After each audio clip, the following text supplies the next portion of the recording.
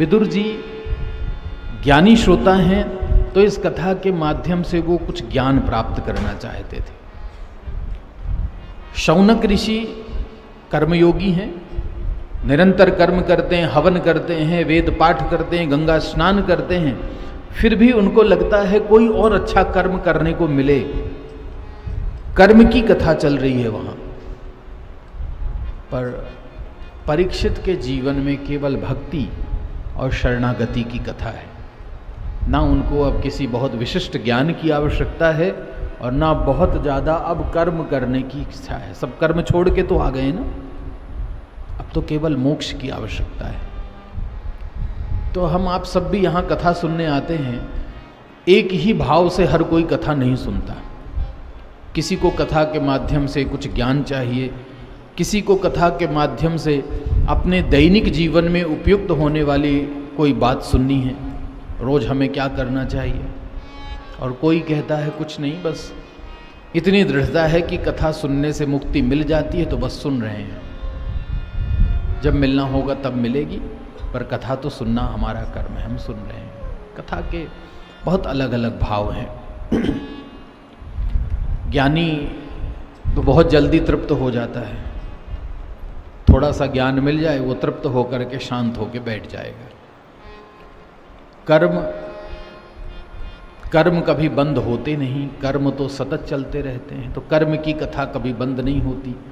सूत और शौनक के बीच की जो कथा है वो कभी बंद नहीं होती, हजारों वर्ष पहले से प्रारंभ है और अभी भी चल रही है, कभी बंद नहीं। आप रामायण की कथा सुनते हैं, रामचरितमानस, वहाँ भी 4 वक्ता श्रोता हैं, चारों की कथा प्रसंग अलग अलग है। एक कथा चल रही है भगवान शिव और पार्वती के बीच,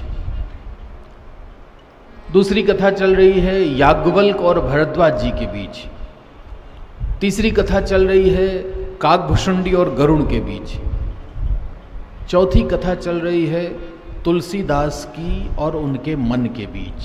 स्वांतः सुखाय तुलसी रघुनाथ गाथा। 4 कथाएं चल रही हैं। शिव और पार्वती के बीच की कथा ज्ञान की कथा है, ज्ञान का प्रसंग है। याज्ञवल्क और भरद्वाज जी के बीच की कथा कर्म की कथा है। काकभुषुंडी और गरुण के बीच की जो कथा है वो भक्ति का प्रसंग है। और परीक्षित तुलसीदास जी का और उनके मन के बीच की जो कथा है वो शरणागति की कथा है। तो ज्ञान की कथा आपको बताया थोड़े समय में बंद हो जाती। शिव पार्वती का संवाद थोड़े समय तक चला, बंद हो गया। पार्वती को सब समझ में आ गया, ज्ञान को स्वीकार कर लिया, शांत होकर समाधि में बैठ गई।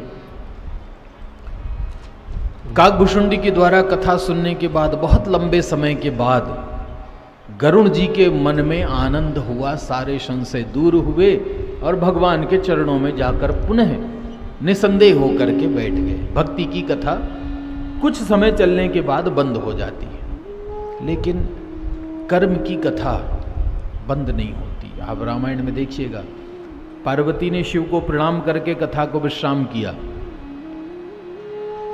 गरुण जी ने काकभुषुंडी को प्रणाम करके कथा का विश्राम किया, लेकिन याज्ञवल्क और भरद्वाज जी के बीच में प्रयागराज में जो कथा चल रही थी उस कथा के विश्राम की बात कहीं नहीं कही रामायण में, क्योंकि वो कथा कभी विश्राम होती ही नहीं।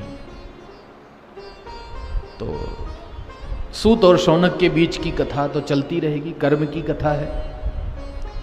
विदुर जी ने केवल तृतीय स्कंद और चतुर्थ स्कंद की कथा सुनी, पूर्ण हो गए, ज्ञान मिल गया, प्रणाम करके चले गए।